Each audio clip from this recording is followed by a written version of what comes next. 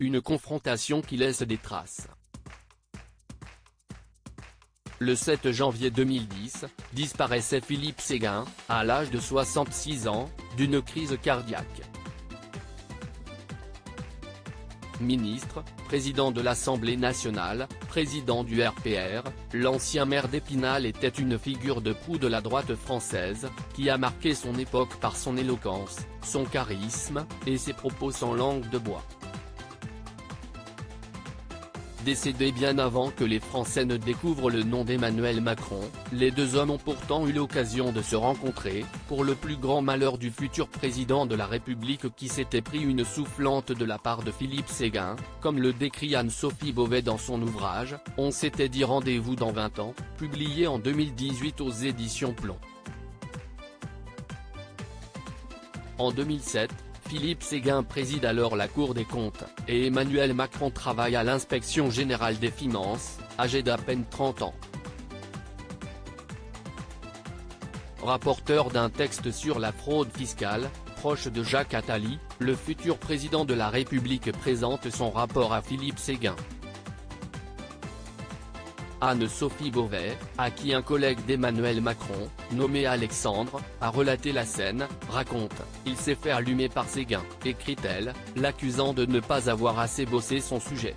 L'ancien président du RPR reproche à Emmanuel Macron la mauvaise qualité du rapport, et va jusqu'à lui demander de le retravailler.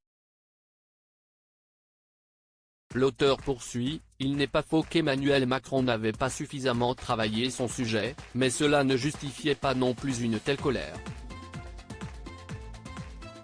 Alexandre poursuit ses confidences, Macron se défendait comme il pouvait, en gardant bien sa dignité. Nous étions juste après la commission Attali, et j'ai vraiment ressenti cet échange entre eux comme un antagonisme politique, parce que cette scène était étrange. Un ouragan qu'Emmanuel Macron n'a certainement pas oublié. Emmanuel Macron, son père Jean-Michel Macron, David de Rothschild, François Hollande. Ces hommes ont marqué sa vie. Philippe Séguin, sa rivalité avec Jacques Chirac. Philippe Séguin en avait vu d'autres, et les jeunes en politique ne lui faisaient pas peur, à côté des coups bas qu'il avait dû affronter. Comme en 2001, quand Philippe Séguin se lance dans la bataille dans le 9e arrondissement de Paris avec l'un de ses proches, le député Pierre Lellouche. Pourtant, il n'arrivera jamais à diriger la capitale. Jacques Chirac ne veut pas voir monter le héros du non au traité de Maastricht et ancien maire d'Épinal. Il ne fera rien pour le soutenir, comme le raconte Pierre Lellouche à BFM TV en 2019.